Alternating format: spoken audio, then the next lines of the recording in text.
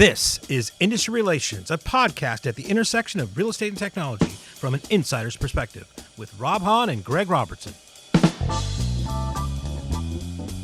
In today's tough real estate market, keeping buyers motivated and loyal is key. Now is the time to leverage the power of One Home by CoreLogic and the best-in-class data and client collaboration experience it brings. Seamlessly integrated into Matrix, One Home delivers unbeatable engagement and one of the highest customer satisfaction scores amongst the top 10 national real estate portals. More impressively, One Home leads the pack by keeping users coming back with the highest repeat visits. With One Home's invite-only access, agents can provide their clients a truly exceptional experience. Don't forget to remind your MLS members to try this great value-added benefit. If your MLS hasn't added One Home yet, please reach out to your CoreLogic rep. Thanks again to CoreLogic for sponsoring the Industry Relations podcast. Hey everybody, welcome to a very special episode of Industry Relations with Rob and Greg. We are actually live at the Virtual MLS Summit, which might be one of the best conferences I think I've attended, online or otherwise. And of course, as always, my co-host, the fabulous Greg Robertson, everybody. Thank you. What's happening? Rob, how are you? Really good, man. This was really impressive so far. So I know we have so many different topics we want to kind of discuss, and it'll be interesting because we have an audience who could presumably like ask questions and disagree or agree or what have you. But what's been your take so far? What's been your impression?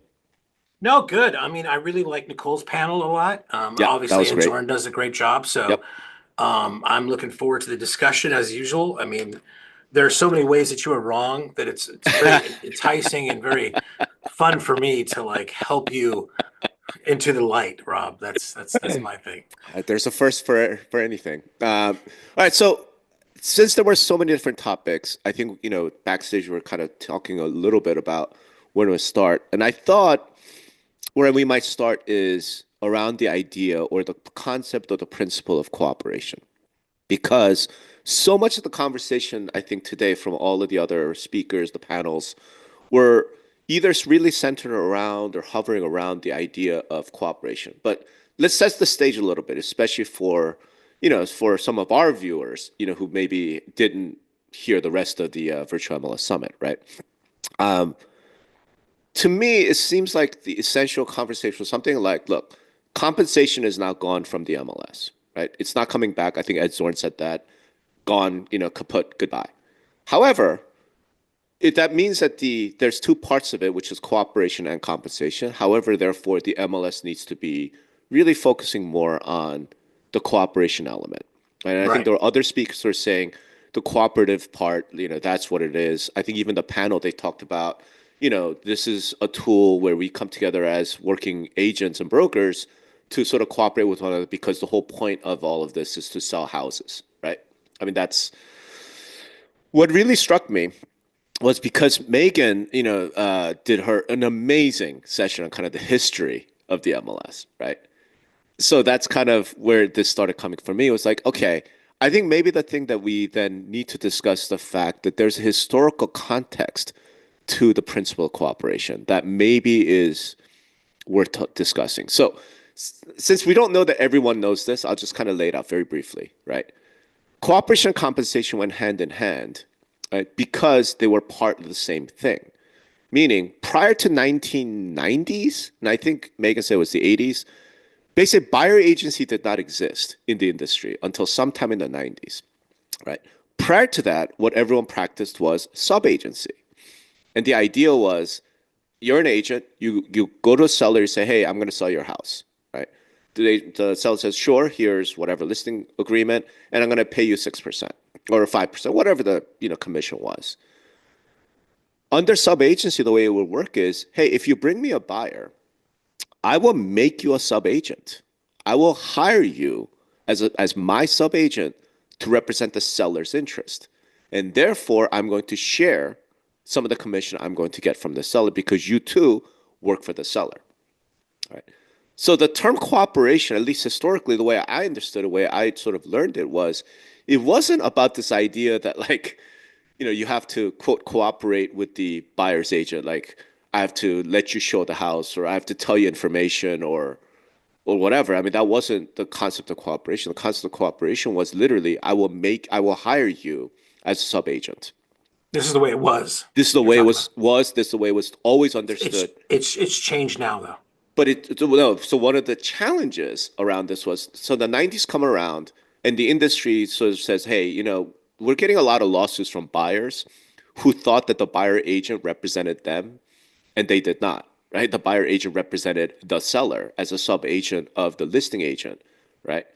So there were some lawsuits, there were some issues. So they said, okay, you know what? We need to separate this. We need to create this notion of buyer agency, where the agent now represents the buyer, works for the buyer. The fiduciary duty is to the buyer, not to the seller, right? So they came up with that concept. So you have a seller agency and buyer agency, correct? Right? So correct. Yeah, they're represented. Yeah, they created that, right? But at the time, what they did not do was then say, okay, under this new arrangement, the way we've been doing things, the cooperation compensation cannot stand. And there was been standing. What do you mean it cannot stand? Because legally that was going to be a problem. You can't have fiduciary duties to the buyer and then get paid by the seller, right? And that's one of the things that has come about, I think, now with all these lawsuits, et cetera. But I do want to point out historically, so there's a guy, William North, who used to be the general counsel of NAR, was EVP, et cetera. And I did a whole series on him on my blog, right? Where he talked about this. So wait a minute, when we have buyer agency, right? That makes it much more difficult, much more legally dubious to engage in cooperation, which was sub-agency, and compensation. So he advocated, and there's a memo that he wrote, for essentially single agency across the whole thing, where if you're representing a buyer, you need to go to the buyer and say, you are going to pay me. Okay? Like my relationship is with you. Now, certainly we can incorporate any fee requests or whatever to the seller as part of the contract, right? But he was actually arguing for that. And I bring this up historically because here we are in 2025, right? Where we ended up? We've ended up where compensation is gone, right? Where we've ended up is what everyone sort of discussed and is certainly out there in the industry, which is, okay, you can't do commission sharing anymore, or you really shouldn't, because you're going to get your ass sued, right? But what you can do is to make it part of the offer, make it part of the contract, right? Which is fine, which is great. And I think everyone kind of gets that. The issue now becomes when cooperation used to mean, I will make you my sub-agent. Like, how do we keep that concept? How do we keep the MLS, like the central focus of the MLS is cooperation? It's like, well, that concept only existed under sub-agency. What does it mean when you have seller agency and buyer agency? I turn it over to you. I'd set the context. I want to get. I mean, I didn't know we were going to be in a legal discussion here, Rob, because it's not a legal discussion. I hope we haven't bored everybody on the podcast by now. It's entirely possible. We do that. This is like you're talking about something that happened in the 80s, and then we've had different iterations since then. Okay, fine. Honestly, I don't. Honestly, it's like let me put the question in a way that is not going to be boring. Okay, if you're going to maintain cooperation, then buyer agency must go away, and everyone should go back to sub agency. There. Which boring. Brought a lot of lawsuits, right? Right, because there was a failure to disclose, right? Right. The sub-agent buyer reps at the time went to the buyer and said, hey, I'm going to help you out, but I want to make it clear, I represent the seller. Okay?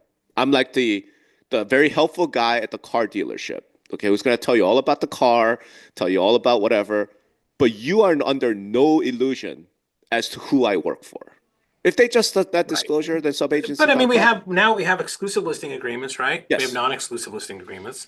We have buyer agreements, yes. Right? This is a wholly different atmosphere than it was before. Absolutely. So I think some of those things that you were talking about are kind of, I mean, everything's not perfect, but we have evolved and we've made changes so that those types of things happen. I just look at it from a situation as cooperation is from more of something, like what was called like social capital, right? Of people working together, for a common good, in this case, getting families in a house. And the deterioration of that kind of social capital has happened in a lot of places.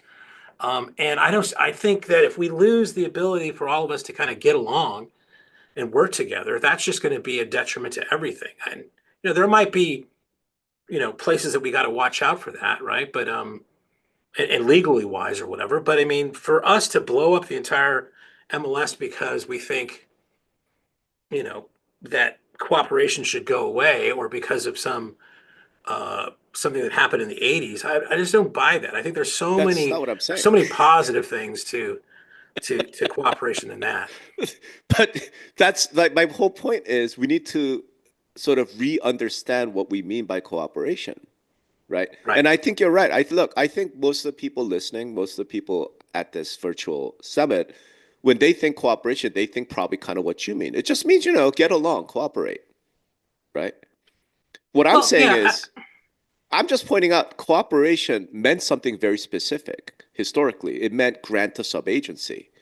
We don't do that anymore. To your point, we don't do that. We have buyer agency. We have buyer agency agreements that the settlement now requires. Okay. So the next level to me is something like this. Is cooperation the way you mean it? Like, we just need to get along.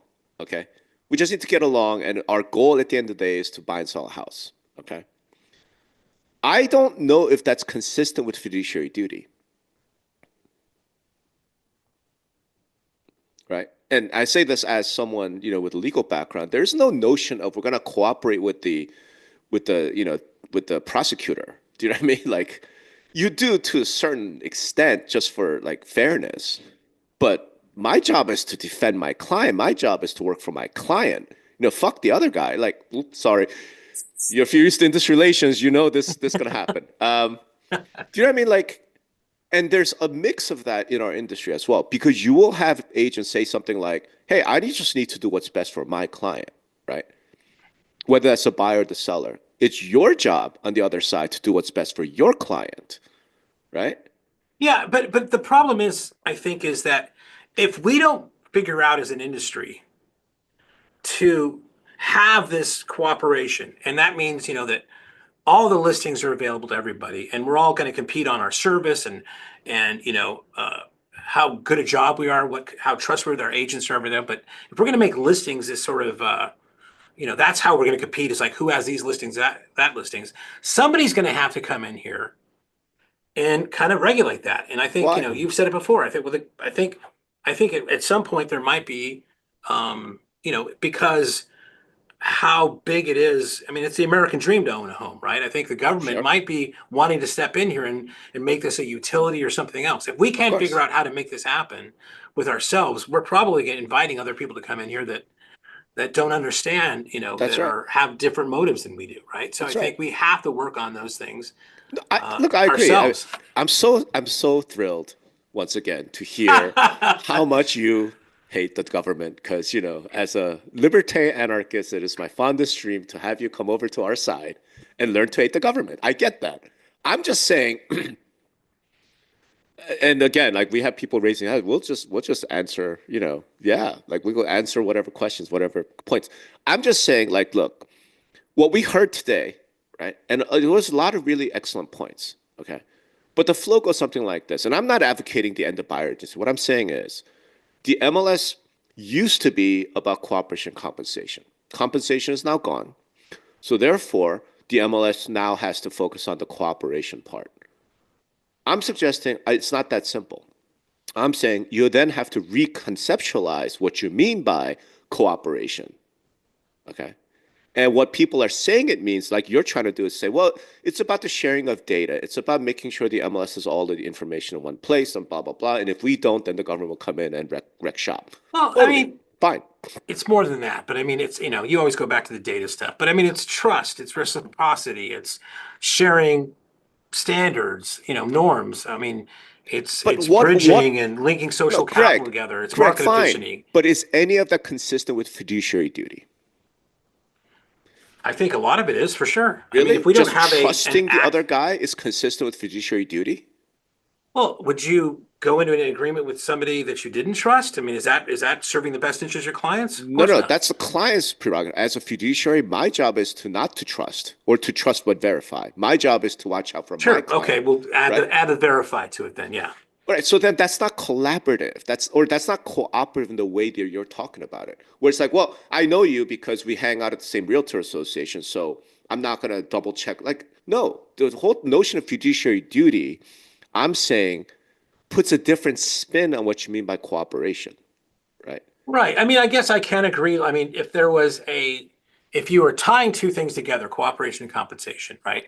And Always together was. that means this definition of what it is, right? Correct. If you take something away, you have to look at that cooperation Differently. and it's That's right. differently. Now, That's right. what I read about and what I hear, and I'm not saying that you're saying this, but it's just a blanket thing of like we're just going to blow this up because it used to be this and it can't be just this. And I believe very strongly that we can still have, with all the points you're making, maybe it is a different definition, maybe it's a different way, way of looking at an MLS, but I still think we can have this notion of cooperation that still benefits everybody, fiduciary wise or anything else for So okay, fine. So give me the that definition. participants. Okay, well, it's Try. right off the top of Give my it a head, shot. right? Yeah, just give it a shot, man. I mean, we're doing a podcast, right? Yeah, I mean, the MLS is a broker cooperative, right? Okay. Which facilitates the exchange and sharing of information to help, properties being sold to in a transparent fashion to buyers and sellers, right? I think, that's the kind of way I would say it. Sure. I think it takes I think it takes more than just, rules and regulations, although it's a big part of it, to make that happen, to make that marketplace happen, right? Sure. Okay. I'm comfortable with that. I I just think there's a slight conflict there between that idea and fiduciary duty. And it's not something that we as an industry have yet struggled or examined. So I don't know that I have an answer. I'm just pointing out that we probably need to struggle with that a little No, bit. and again, let's give ourselves a little bit of grace, right? This settlement was just ratified last totally. month, right? Totally. So Yeah. we are in a brand new world, and we are being, from all sides, from the very members. I mean, there's some brokerages out there that they want their cake and eat it too. They want to have Right. all the benefits of an MLS, but Right. I still want to I still want to have Right. exclusive inventory, right? Right. They want they want accurate data, but they don't want all these rules that I have to follow to give them that, right? So Right. it's a very what is they call democracy was a very it's a very messy it's a very messy enterprise, right? I mean, the same is going for this. I think also we're trying to figure these things out as we go along. Sure. It's funny because what you hear is like there's been, as you know, there's a lot of things, conferences in the industry, and the ones that are held outside the U.S., right? A lot of like MLS execs or maybe some brokers go to these conferences. I think there was one in Milan, and it's like we're the envy of the world the way we do the MLS here, right? And then they just cannot figure out like why are you trying to blow this up when they're in a place over there where they just can't imagine. They wish it was like over here, right? I mean, so it just. I think Let's be real specific about who you mean by the they, who are so envious, right? I think other brokers in other countries. That's what I mean by the they. Right. People make their living from buying and selling real estate, right? It's not like there are a whole bunch of, prime ministers at the conference like, oh my God, we're so jealous. That's not what's happening. Okay, so it'd be better if as a politician said it, is what you're saying? No, what I'm saying is like those European countries are welcome to try and adopt what we used to have, right? And I looked at those events, like the Paris one and the Milan was like, oh, here we are exporting liability all around the world. Like that's fantastic. Okay. Fine. But here's the thing. Like, I'm saying this, I sort of said, let's start off with this discussion of cooperation because you're right. One of the definitions was the MLS is a broker cooperative, right? And we've heard that language now so much, right? Like across like Art Carter famous is like the MLS is a broker cooperative, right? And that always raised the question for me, is okay, so what is the association doing in this mess? So, the question around who should make the MLS rules, right? Right. Today, typically, it's the board of the MLS, which is typically appointed by a whole bunch of realtor associations. Why are they making rules for a broker cooperative? That's literally a question for you. Why do you think Yeah, they're I making mean, rules for a broker cooperative? so I guess the way I look at it is like, I think it's different in different places, right? Sometimes they're elected, right? Sometimes they're appointed, right? But Elected by if whom? by the other members, No, right? by realtors, right? Not by Right. broker cooperatives. Well, I mean, again, should we not have people that are actually using the system or They being part of the should. system? They Yeah, should have absolutely. a say in what the rules are for Right. that, right? But that's not a broker cooperative. A Well, broker cooperative means that the rules are made by brokers, who right. are the cooperatives, who are the members of the Who are cooperative. yeah, Right. members of the Right. MLS, right? Right. That are, Right. Realtor associations are not a broker. Therefore, they should have no role in a broker cooperative.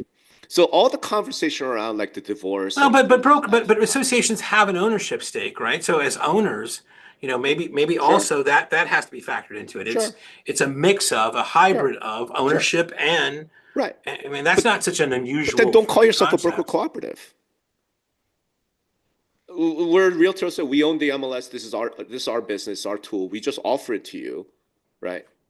Take it or Right. leave it. You're No, not a broker I cooperative. think it struggles because there are different business models here, right? Some are, I think, like, Art runs a kind of a wholesale business, right? Where they outsource MLS services to the associations. Some are, completely owned by the association. Some are run by the association. I mean, there's just different models out there that I think you have to kind of look at. You just can't put a Sure, blanket statement on all of them, right? sure. But you can't have all these different models and then call yourself a broker cooperative. That's what I'm getting at. Like words have meaning. If you say you're a broker cooperative, then who makes the rules should be the brokers who make up that cooperative, right? Right. Who gets the benefits, the economic benefits, should be the members of the cooperative. Because every other cooperative in the world works that way, right? If you go to Florida, I don't know about everyone. I mean, but go every ahead. other cooperative in the world works that way. If you go to Florida, there are large orange farming cooperatives, right? Because that's a really big part of the state. That is owned by the farmers. The benefits go back to the farmers, and the rules and the governance done by the farmers, right? So, like, I liked the way Ed kind of put it as the relation between the association, the MLS, is like a parent-child relationship, and the child is outgrown.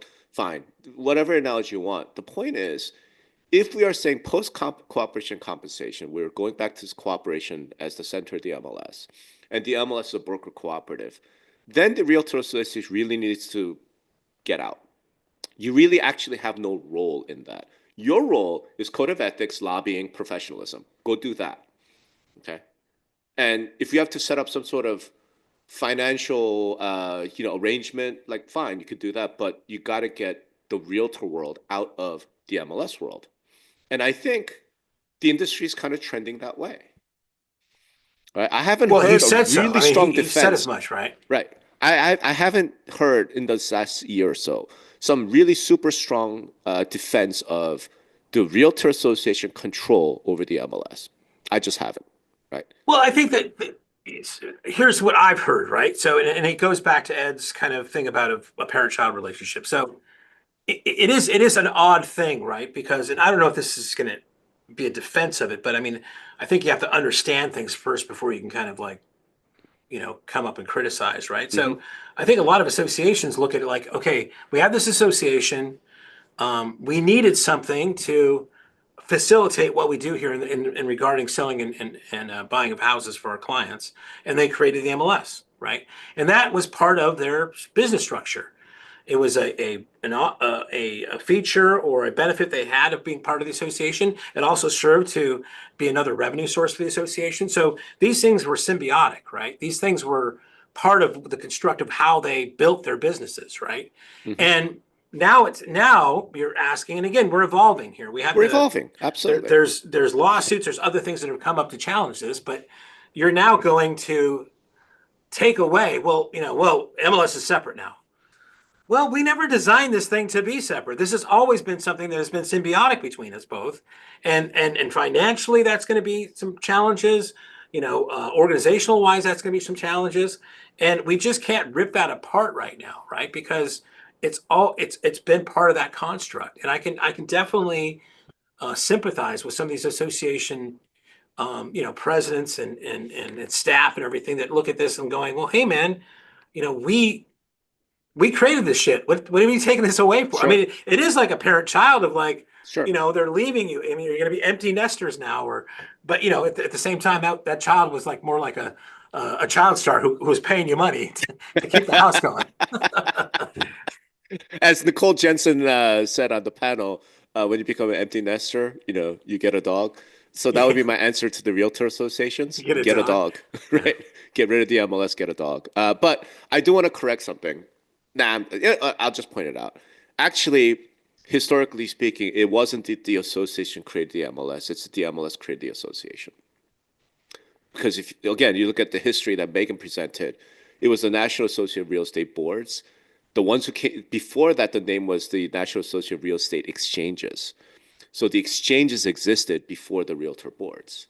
But here's the thing that's really, really relevant. It's relevant to the conversation we're having throughout the industry. That existed because at the time that the entire realtor movement was created, the MLS were created, the real estate industry was filled with curbstoners. It was filled with fraudsters. It was filled with scumbags. So the honest real estate people said, I don't know, you know what? Let's get together. Those of us we know we're honest, we're ethical. Let's start trading some property information amongst each other because we know we can trust each other. And then that became the Realtor Association, right? The evolution is, of course, that has taken over the world. And now we have license law at each state that requires certain things, right? So now it's like, okay, what do we do now? What are we going forward? Right. So again, the historical context is important only in terms. Well, they were, who started what, but they were meant to be one thing, correct, right? Yeah. But the context was that the vast majority of the industry was a bunch of scumbags and fraudsters. The honest business people got together and said, we need to work with each other, right? And they succeeded, and they became, whatever. And then now we have laws, and now we have code of ethics. Now we have all of this. Okay, that went, whatever that. Went to you can have, I mean, laws are great. They're high level and they can handle specific things and broad things like fraud or whatever. But there's also nuances, right? That I think at a local level you have to kind of put in place. Right. I mean, right. a law is, not going to cover down to like why you can't put something in your listing, sure. Your property sure. description. You're still going to need some sort of local, some sort of finer points to this to get people to understand the business to put in there, right? Right, which is why the MLS is incredibly valuable, right? And, we talked about again, backstage people are making fun of us. We seem to disagree on everything. No, we actually agree on a lot of things. We agree that the MLS is really valuable, right? We need to try and preserve it. We need to try and save it. What's the best way, et cetera, et cetera. One of the benefits of doing this live is we can look at comments and questions like, look, there's Allison said, now the compensation piece is no longer part of the MLS, it's only about the data. The data share is the cooperation. We cooperate to share the data, which is our listings with other agents, brokers, so they can access the information. 100%. I don't think so. I mean, again, I think there's still a benefit of, when you, again, going back to the social capital thing, right? Where when you're working with somebody on a day-to-day and you're going to build some sort of trust, right? It's like, because you know that you might have to deal with them again. Sure. Right. You have those working together to have different standards, that means something. Now that can be more of a data thing there, right? But then also this whole thing of like connecting with other people that might be in a different, at a different company or a different stage of their career. I think being in that kind of collective helps those things out there. Making sure that we're all, and playing kind of nice in a sense.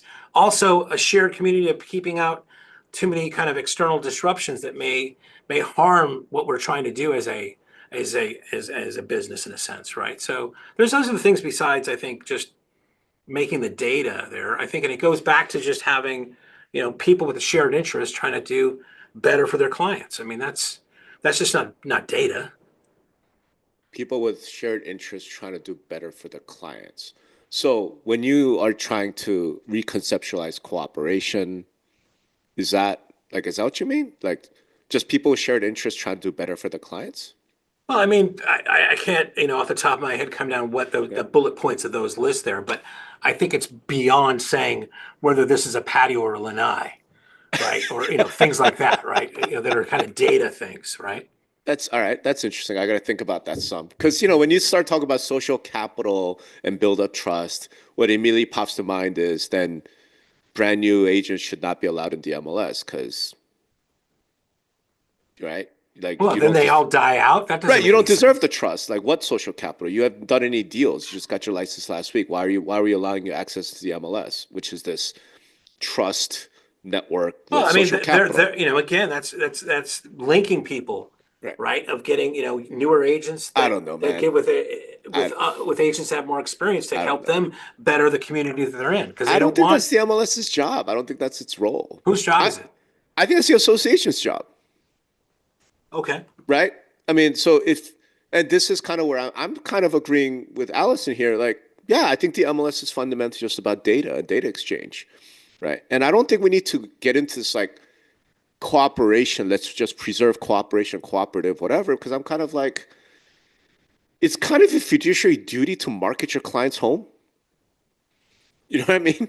Like everyone's freaked out about CCP, and I'm like, maybe the freak out is not as warranted as it should be because, again, if you have a fiduciary duty to your seller, then you had best justify why it is you're not exposing that home, right? Now, I'm willing to grant that there might be some strategies, whatever. I'm not an agent, right? I don't know. Some agents might be like, look, I just did an interview with Ryan Elliott, right, from Assist to Sell. And he talked about in some cases it's advantageous. That's your decision as a professional. I'm not you. I can't judge that. I'm not an agent. You judge that, right?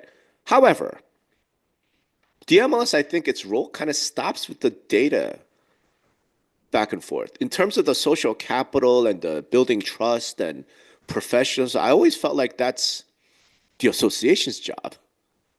Don't you think?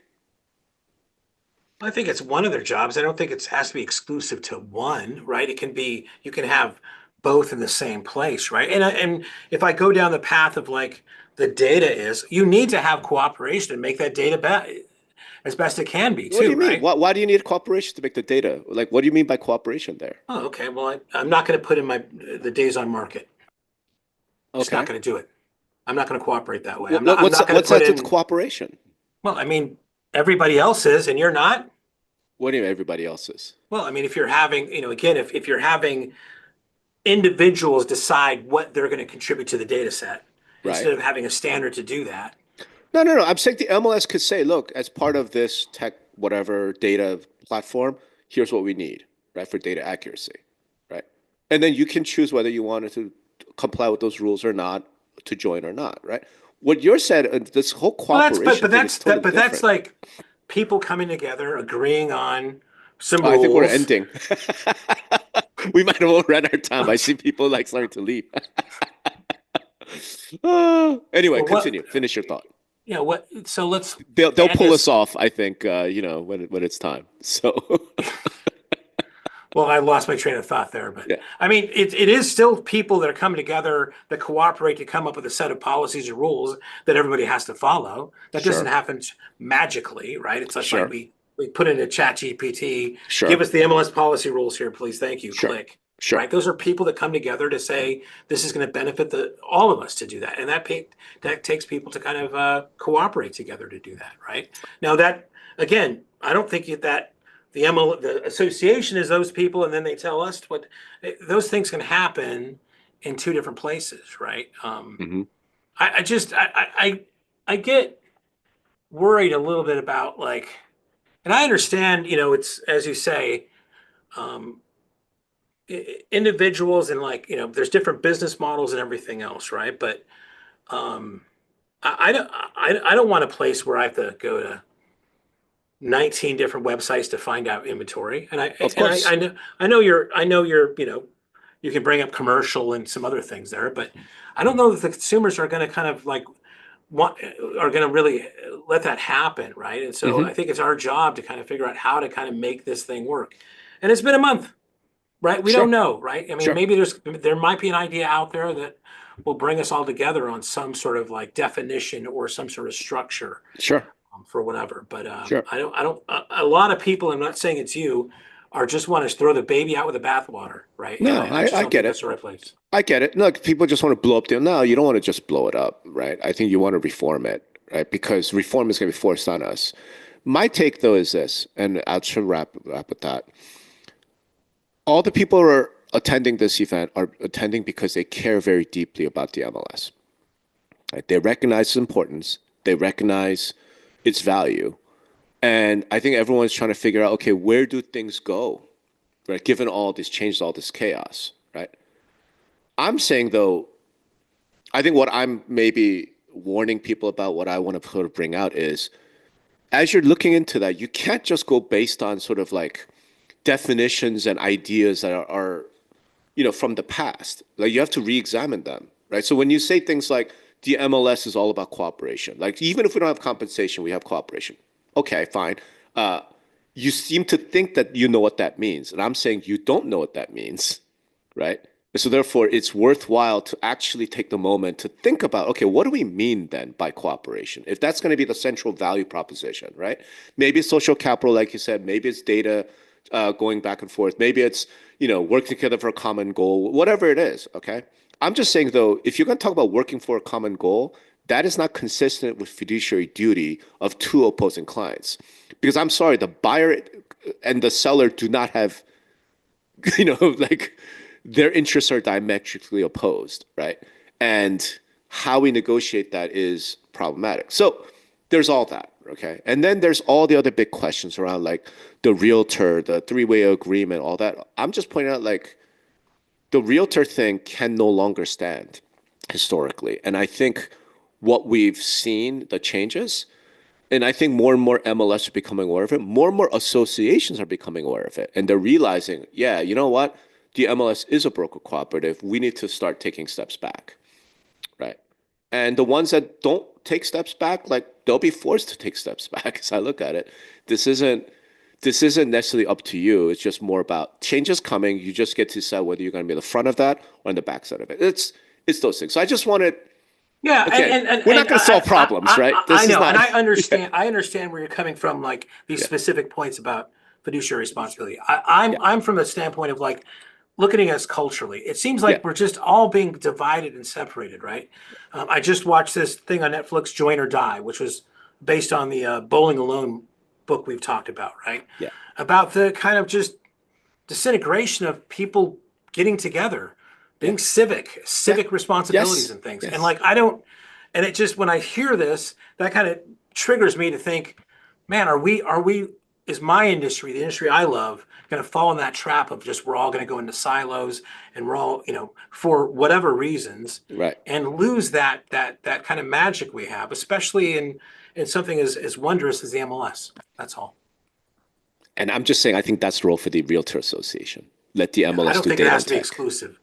I don't think that's exclusive. So, all right, we obviously have Sarah and Jeff come to tell us, like, get the hell off the stage. So thank you guys. No, it was your guys' ability to agree to disagree is part of why we love you so much. It's fantastic. And you didn't even lose a steak dinner, Rob. No, we need to, I don't know.